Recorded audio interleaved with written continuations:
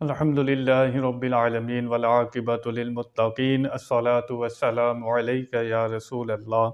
اللہ تعالیٰ سورۃ الانعام میں ارشاد فرماتا ہے وَيَوْمَ يَحْشُرُهُمْ جَمِيعًا يَا مَعْشَرَ الْجِنِّ قَدِ اسْتَكْثَرْتُم مِّنَ الْإِنسِ وَقَالَ أَوْلِيَاؤُهُم مِّنَ الْإِنسِ رَبَّنَا اسْتَمْتَعَ بَعْضُنَا بِبَعْضٍ وَبَلَغْنَا أَجَلَنَا الَّذِي أَجَّلْتَ لَنَا قَالَ النَّارُ مَثْوَاكُمْ خَالِدِينَ فِيهَا إِلَّا مَا شَاءَ اللَّهُ إِنَّ رَبَّكَ حَكِيمٌ عَلِيمٌ كَذَلِكَ نُوَلِّي بَعْضَ الظَّالِمِينَ بَعْضًا بِمَا كَانُوا يَكْسِبُونَ۔ اور جس دن ان سب کو اٹھائے گا اور فرمائے گا اے جن کے گروہ، تم نے بہت آدمی گھیر لیے۔ ان کے دوست آدمی عرض کریں گے اے ہمارے رب، ہم میں ایک نے دوسرے سے فائدہ اٹھایا اور اپنی اس میعاد کو پہنچ گیا جو تو نے ہمارے لیے مقرر فرمائی تھی۔ فرمائے گا آگ تمہارا ٹھکانہ ہے، ہمیشہ اس میں رہو مگر جسے خدا چاہے۔ اور اے محبوب، بے شک تمہارے رب حکمت والا علم والا ہے، اور یوں ہی ہم ظالموں میں ایک دوسرے کو پر مسلط کرتے ہیں بدلہ ان کے کیے کا۔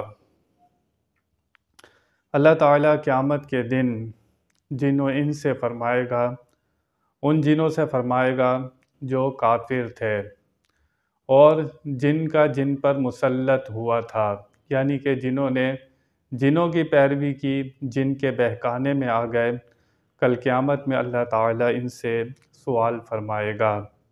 اپنے حبیب کریم صلی اللہ تعالیٰ علیہ وسلم سے اللہ فرما رہا ہے کہ ان کے وہ وقت بھی یاد دلائیے، قیامت کا وقت جب اللہ تعالیٰ جن و ان سے سوال فرمائے گا کہ تم جو کافر رہے، ایمان کو قبول نہیں کیا، جنوں کے بہکانے میں آ گئے، جو شریر جن تھے، کافر جن تھے، ان کے بہکانے میں آ گئے اور ایمان کو قبول نہیں کیا۔ وہ کافر کہیں گے کہ ہم نے بہت گھاٹے کا سودا کیا۔ وہ جواب دیں گے اللہ تعالیٰ کو کہ ہمیں جنوں نے گمراہ کر دیا تھا۔ اس آیہ مبارکہ میں واضح طور پر بتا دیا گیا کہ جن ایسا کر سکتے ہیں کہ انسان کو بہکا سکتے ہیں، تو کافر جن جب انسان کو بہکا سکتا ہے، شیطان انسان کو بہکا سکتا ہے، تو کیا ایمان والے اس انسان کو ہدایت پر نہیں لا سکتے، اس کو شفا نہیں دے سکتے؟ جب گمراہی اور یہ برائیوں والی چیزیں انسان پر اثر انداز ہو سکتی ہیں، تو جسے اللہ تعالیٰ طاقت دے، نبی اور ولی ایمان والے، وہ انسانوں کے مددگار کیوں نہیں ہو سکتے؟ حضرت عیسیٰ علیہ السلام نابینا کے چہرے پر ہاتھ پھیرتے ہیں، وہ دیکھنے لگ جاتا ہے۔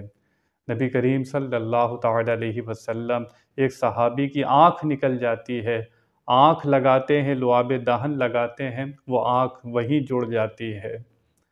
تو اللہ والے نبی کریم صلی اللہ تعالیٰ علیہ وسلم اللہ کی عطا سے وہ کمال رکھتے ہیں کہ جو کسی اور کو نہیں ملا۔ یہاں پر ایک بات بتائی گئی کہ قیامت کے دن کو یاد رکھو۔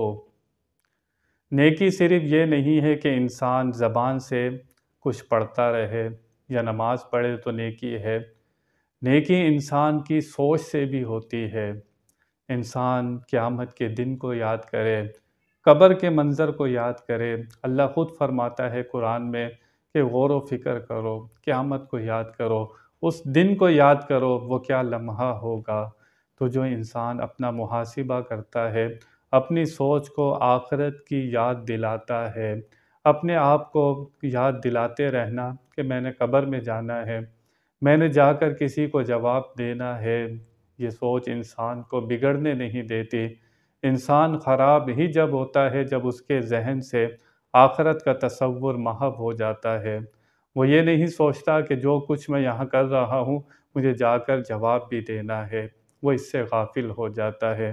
تو سب سے بڑی نیکی جو ہے وہ آخرت کو یاد رکھنا ہے، اللہ کو یاد رکھنا ہے، دل میں اللہ کو یاد کرنا ہے، یہ سب سے بڑی نیکی ہے۔ تو انسان صرف نیکی اس کو نہ سمجھے کہ نماز ہی پڑھ رہا ہوں تو یہ نیکی ہے۔ نیکی انسان اپنی سوچ سے بھی کرتا ہے۔ جب اس کی سوچوں میں پاکیزہ ہو جائے، طہارت ہو اس کی سوچوں میں، اس کی سوچیں آخرت کے گرد گھومنے لگیں، اسے وہ سوچا کرے کہ میں جو کچھ یہاں پر کر رہا ہوں کسی کو جا کر مجھے جواب دینا ہے۔